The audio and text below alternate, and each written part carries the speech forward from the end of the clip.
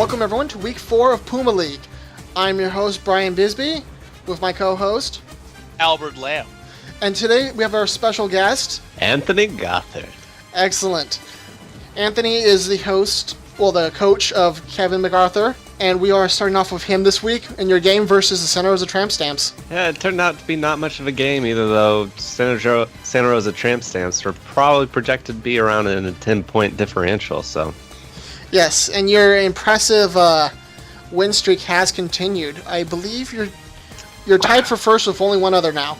Yeah, and I am the scoring point leader. Mm-hmm. Very, very impressive. Yeah. Take that. Hopefully it'll stick and you'll avoid the injury bug. Okay, let's go to the breakdown.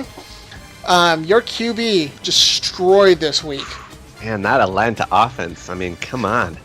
Consistently coming out there. Ryan has put out 24 points, 27, 19. If it was a little lower for that New England game, I would have beat you last week. 503 passing yards. That's insane. He's basically got almost 2.5 times the passing yards of like everybody else's QB this week. It was the first time in history that a quarterback had over 500 passing yards and the receiver had over 300, and we'll get to him later. Oh, yes, we will. Oh. Luckily, not on your team. Otherwise, that'd be unfair. Until it was your bye week, and then someone had a chance to beat you. Someone else grabbed it up round 1. I don't blame them. Anyways, in comparison, Breeze only with 12 points. Rather a disappointing start for him. Yeah. And also, Gordon did well for you. Elliott did great. Also, your tight end came out strong, considering tight ends tend to be a weak point for everyone's team. You know, you've had pretty good luck with him coming out and getting points. I took him early when most people were getting the quarterbacks. I went for Greg Olsen because I know tight end can be a volatile position. Yes. And you even were ballsy enough to drop your defense because you didn't need them on Monday. No. I had the Giants defense in case I needed them, but I ended up not, so I grabbed back the number 3 defense in the league, the Eagles, before anybody else could. And, Santa Rosa Tramp Stampers had a strong come out with Brown, and Robinson did well. Ingram's always a solid choice, but he seems to be tacoing it up a little bit because Watkins, he's been injured for a little while now.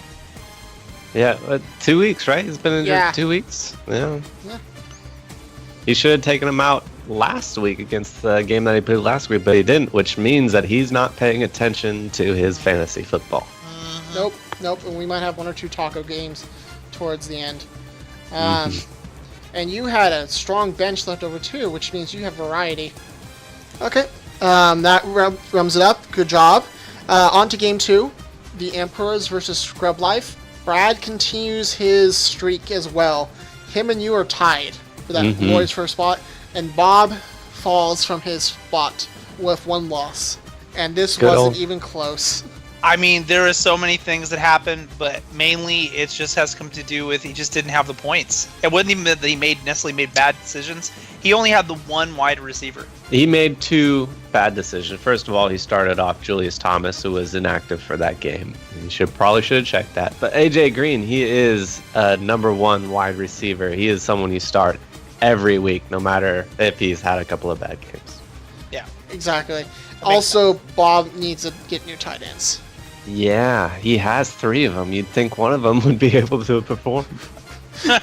2 with no points and 1 with points. And Hearns left on the bench was not. It's kind of good when he could trade out Diggs, but for the most part, Brad had great choices. The QB, Denver, he got injured, right? Yeah, he did. Yeah, that's why it's only 6. But Murray, Tampa Bay is a good start. Yeah, but Murray is a huge point carrier for him. Marco Murray, he's finally on a team that will feed him the ball. Exactly, and he's performing as expectations, suggested. Otherwise, Brad had pretty solid across the board. Yeah, he's still waiting for Todd Gurley to take off. He was a round 1 pick, and he should be performing a lot better than he did. Terrell Pryor was a good pickup off the waiver wire. He's one of the only other players in Cleveland who's actually doing anything. So Bob just continues his bad luck. There's a lot of running backs that are not performing well this season. It actually has something to do with the bracket system because, for example, Keaton, if he had gone up against anybody other than who he went up against almost every single week, he he had higher points than about 6 of us. Yeah. On Well, I'm average just saying, per like, game. even if you just look, switching over to Bacon and Eggs versus Gotham Rogues, my game, even just looking at the top here, just the running backs, you can see running back 1 and 2. Even just looking at those numbers without looking at the players, those have been under 10 for like 6 or 7 of the teams. It's true. Our running backs are not performing. Yeah, just on a grander scheme, there's a couple that are doing well, but it seems to be more of a wide receiver year. Gothard has all the good running. This might be true. Well played. Indeed. Okay, moving on down. I had bye week, so I ran with Fitzpatrick, which I thought New York would be getting some more points for Seattle, and you know what? 3 interceptions hurt my points. A different viable option might have been picking up Kirk Cousins against the Browns, or picking up another streaming quarterback that might have done you better. But I mean, Ryan Fitzpatrick, he's up and down. He could have had a big game. I know. And I did consider the waiver wire for him. Switching him out for someone else, like leading into the bye week. But I feel, you know what? He can at least give me, at least 15. He's fine. He was doing okay for the other games. He had one bad game last week. I thought it was a fluke. I thought he would do 15 like he's done previous. He had a 15 and a 16. It's a good assumption, right? Mm-hmm. On the other hand, Seattle is a tough defense. Yeah. And the sad fact is he brought down Forte, and I should have diversified more. Yeah. But your main problem with Forte is he got hurt. That is hurt. Yeah. And you know what? That's been happening to everyone. LeBlanc was a little bit of a disappointment for Buffalo. Sanders is always a solid thing. Frank Gore, he better not get hurt, damn it, because there goes my performance. On the other hand, you have some pretty good wide receivers in Earl Sanders. Michael Floyd usually performs fairly decently. And I need to keep McCoy out there. I thought Buffalo was going to do a little less well against New England. McCoy's lowest point total this season has been 9 points. That's a pretty good floor for a running back. You probably want to start him each and every week at this point, unless something changes. Yeah. And I thought for sure Blatt was going to beat him, just because it's 10, 18, 22, and then 5. Yeah. I didn't expect New England to get shoved that hard. I see that is also true. Yeah. You're using who I used for defense last year. Yep. Yay for Rams. Good job. 17 points. That's solid. It helps Arizona when they have a productive offense. Well, a semi-productive offense.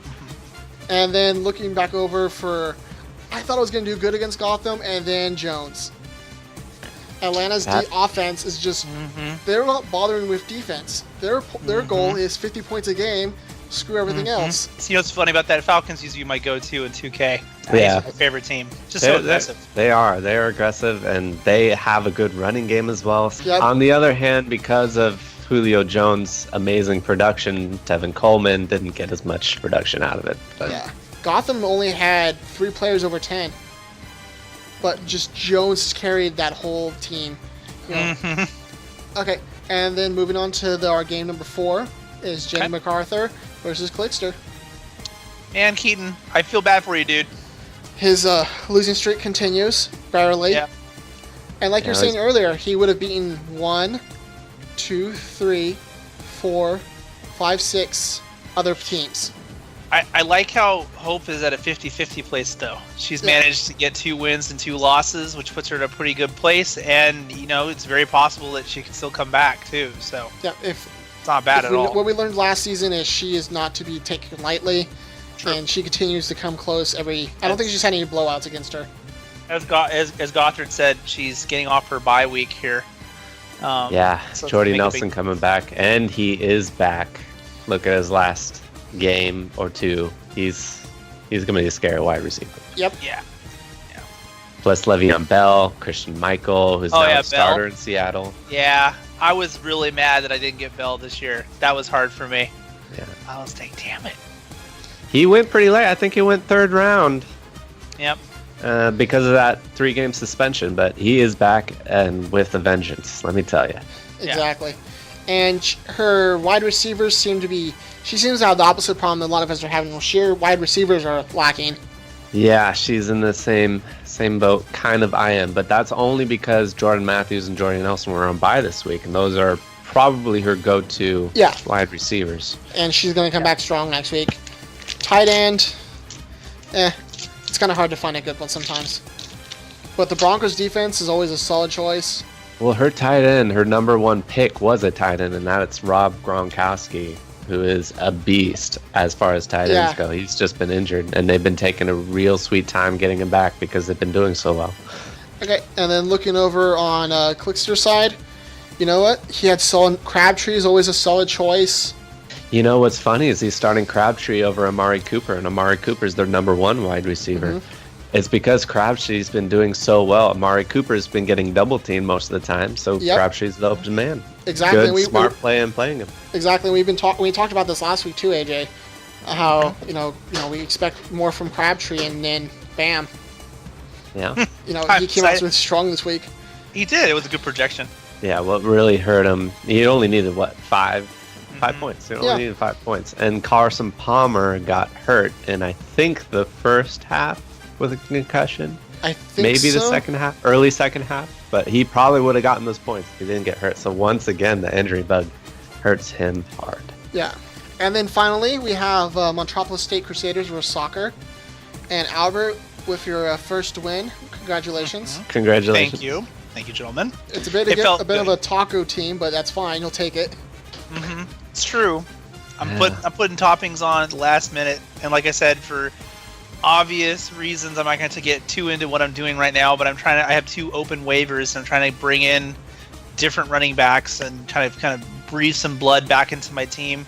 My wide receivers have been pretty all over the place, but they've been pretty consistent in the past. Marshall's been a good choice every other week. Hopkins was pretty good the first 2 weeks. Wasn't too bad. The Vikings are on fire this year as far as defense goes. Steelers wildly inconsistent. Do not have a lot of confidence. Brady comes back this week, so I'm thankful for that. Other than that, main reason why I won was because the other guy left in somebody who was injured, and their defense got negative points. Anyways, looking on to the future. Week 5, we have Bacon and Eggs versus Santa Rosa Tramp Stamps. I am hoping... I was thinking about saying Seth DeShane, but I'm going to take my easy win, because he has 3 people on bye. He does, and if he's not paying attention to his guy, he's... See what happens. Taco bye. Exactly. 3 people on a bye, and Sammy Watkins on the IR. Gotham Rogues versus Scrub Life. Mitch hasn't adjusted for his buys yet, so it's hard to tell, obviously this early. Well, Larry Fitzgerald and Julio Jones, I mean, you can't really go wrong with that. No. So we'll see how his shuffling to fill in those 2 holes this week work for him. Mm-hmm. And the Bills' defense is solid. So, and then over on Scrub Life side, I would say Foster needs to go. Yeah, he's injured. Don't know why he has him in there, right? I don't know why, yeah. He's waiting for Odell Beckham to start making some production because he's been way underperforming. Soccer versus the Emperors. Brad, I think, has a good chance of continuing his victory streak, especially if no one tells David to switch out 2 buys. 2 buys and an injured player, yeah. Another buy. And he has 3 buy people on his bench. Brad doesn't have much choice either because he has 3 buy on his bench too. I think Emperors is a clear win for this game. So right now, game 4 is Clickster versus Kevin. So I think, Anthony, you have a solid chance for winning. Some of my matchups are pretty bad, but Ryan versus Denver. That's not going to give you any points. Denver. Yeah, and you're point leader too. So it feels like it seems unreal that he's going to get the points necessary to beat Gordon versus Oakland sounds good, and then Howard versus Indianapolis sounds promising. Of course, he needs to put a QB in too. So yeah, but I'm not looking at the projections for Keaton because he's shifting everything around. And then finally we have Jenny versus Metropolis. So Hope and AJ. Right now the projections are in Albert's favor, but that's because there's buys to contend with. I would say the only thing, I have a bunch of waivers coming in. I realize there's a bunch of things that I could do different. I think Hope's going to bring in Nelson and Matthews.